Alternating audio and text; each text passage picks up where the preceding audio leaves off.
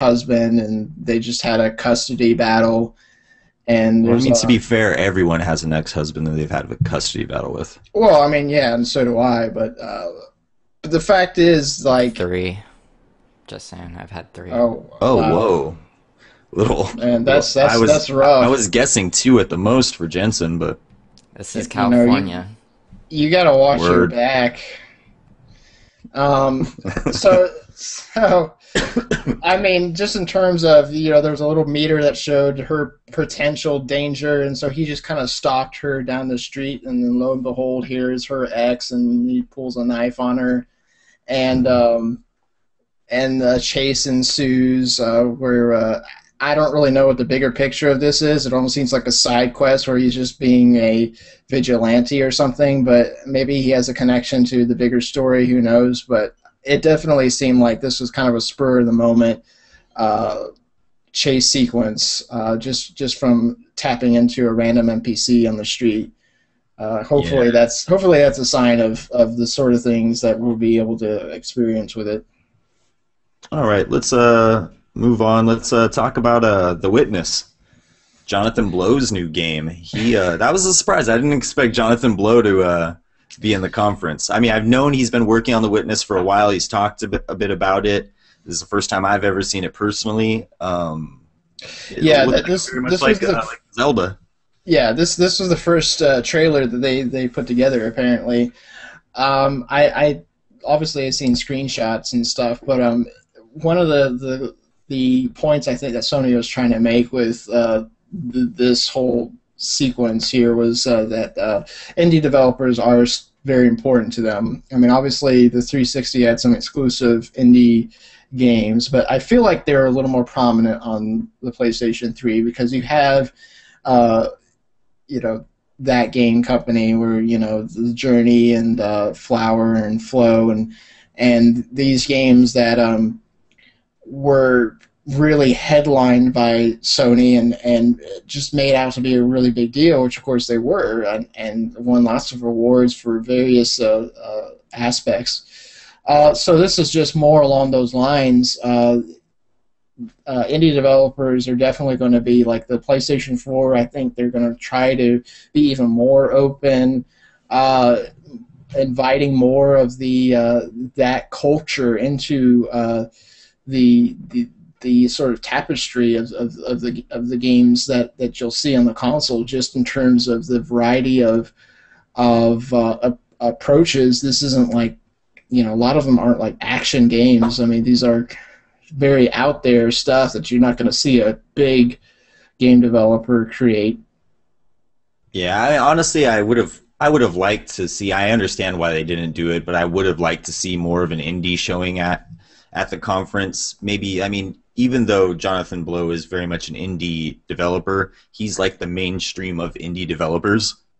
I would have liked to see some stuff, some other games.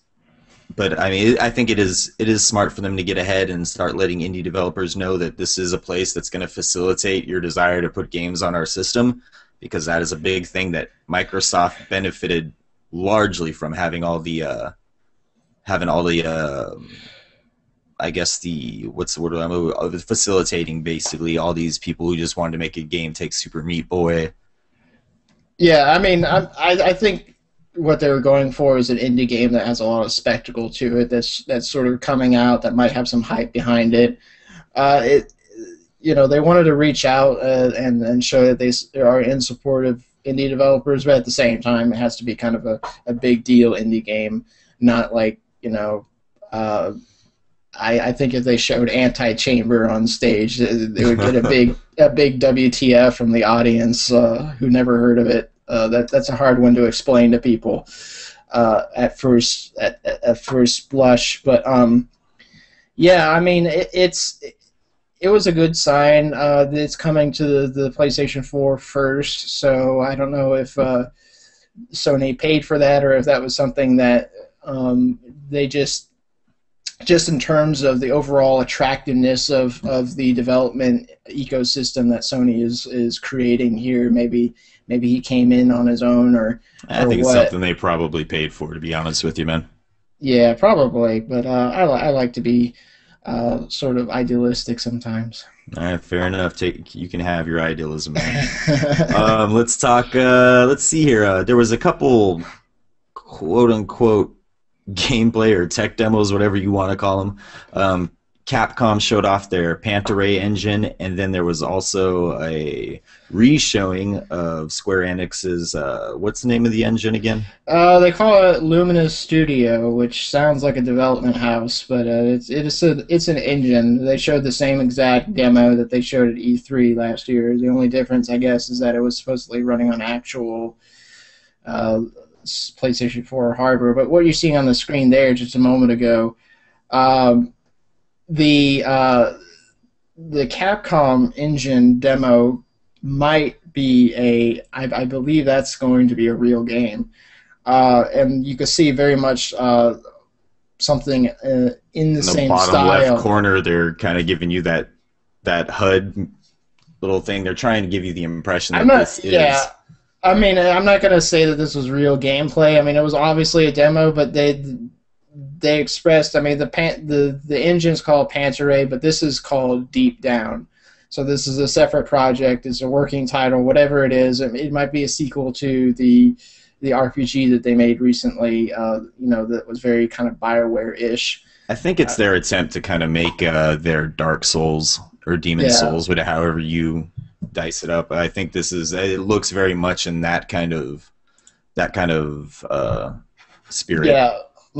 It obviously, I mean, in terms of the graphics and everything there, I mean, it looked okay, but it was very light on gameplay, and the funny thing about the Square Enix demo is that they went on stage and they said, well, this is the quality that we're going to be shooting for.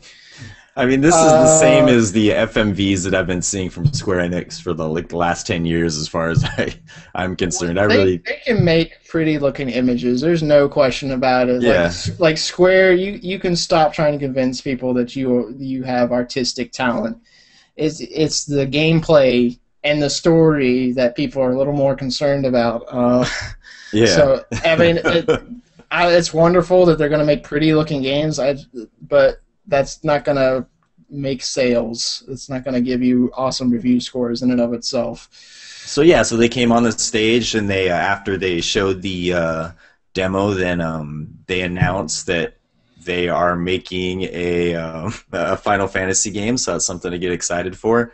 I think their actual word. What was their actual words? Please be excited. Yes, please be excited. This is to be fair, that's a Japanese culture thing they just translated very frankly into English, and I think it was a desperate plea. It definitely sounded very desperate. The Japanese, their goal is to be very humble and have lots of humility when they're presenting themselves with things sometimes, and I think that's maybe a common phrase with them, but in English it just translated to we're struggling, please be happy with us, please give us applause. Let's take it to our Eastern correspondent. Brian, in your experience, has it been that a lot of people in Japan ask please be excited? Everywhere I go, like when I went to Coco's Curry House, they were just like, please be They have excited. Coco's in Japan? Yeah, man. Well, not Coco's, not the Coco's we know here, whatever. No, Coco's Curry House. Are you insane? Oh, they don't have Coco's there. Yeah. No, but Anyway. they always asked if I was excited. I was like, I think I am. It's Japan, right? It's all exciting. Yeah, leave me alone. I think I'm excited. All right, and then see, is there anything else we're missing as far? Oh yes, let's talk about Media Molecule. They have featured some using it for a while now. A tech demo they were working with the PlayStation Move.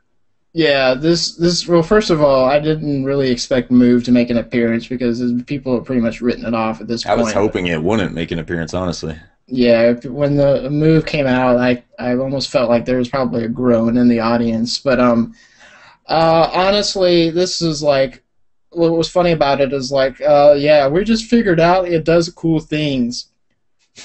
Yeah, they pretty much started off saying like, listen, we hated the Move. Just like then, you guys, we totally wrote it off. yeah, we totally hated it. Then Sony basically paid us to try again, and now we're here to tell you we kind of like it.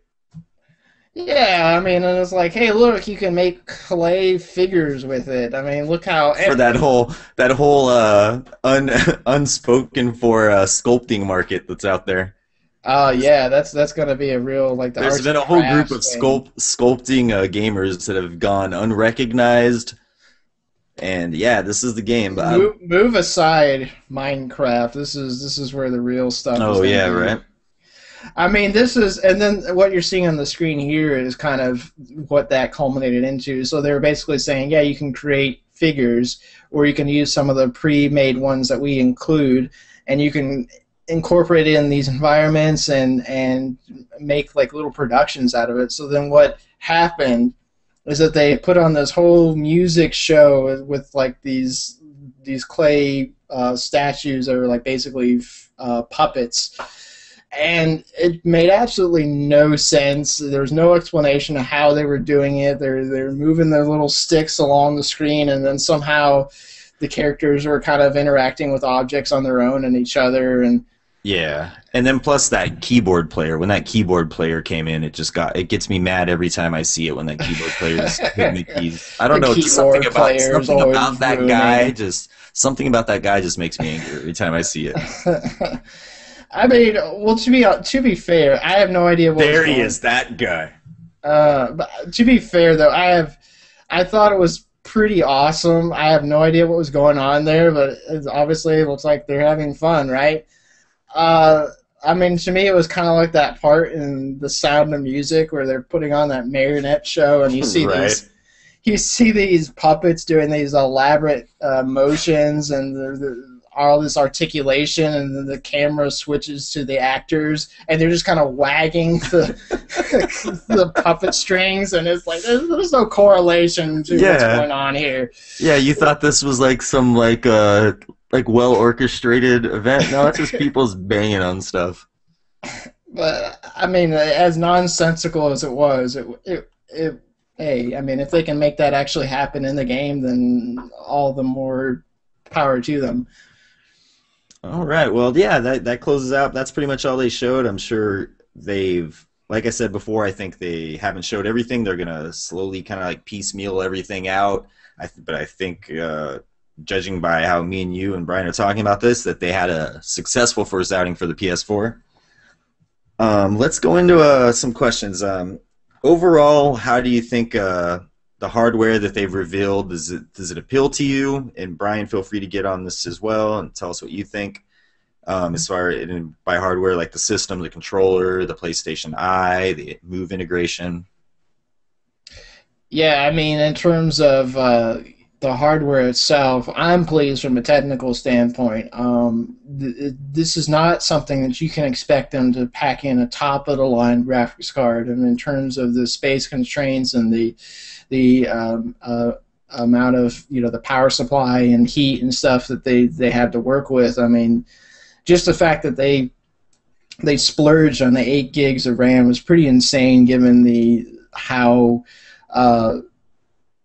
robust GDDR5 is, and it takes a lot of chips to do 8 gigabytes, and that's going to be a lot of heat, and that's going to be a huge challenge for them, both in terms of supply, because they're going to be inevitably constrained probably in some aspects, just getting all those chips for all those systems, but also in terms of reliability. I mean, hopefully there's no overheating issues, but and it could affect cost too for the end consumer.